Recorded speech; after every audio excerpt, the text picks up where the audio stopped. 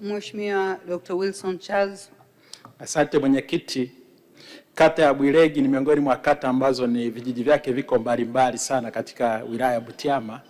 Lakini kijiji cha Lyamisanga sasa hivi kwa muda wa miaka miwili wananchi wameshakusanya mawe tripu 50 na mchanga tripu 50 na kokoto tripu 16. Je, lini serikali itapeleka fedha ili wananchi wa kijiji cha Lyamisanga waweze kupata shule ya sekondari?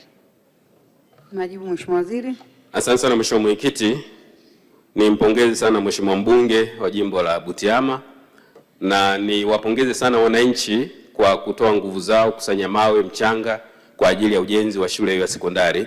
Naomba nitumie fursa hii kwa niaba ya Waziri wa Nchi, Ofisi ya Waziri Mkuu TAMISEMI, nimwagize mkurugenzi wa Halmashauri ya Butiama walete taarifa rasmi ya maandalizi, kwanza kama eneo linakidhi vigezo vya kuwa na shule hiyo ya sekondari, lakini pili walete taarifa ya maandalizi kupitia mapato ya ndani na serikali kuu iweze kuona namna bora zaidi ya kuunga mkono nguvu za wananchi katika ujenzi wa shule hiyo ya sekondari.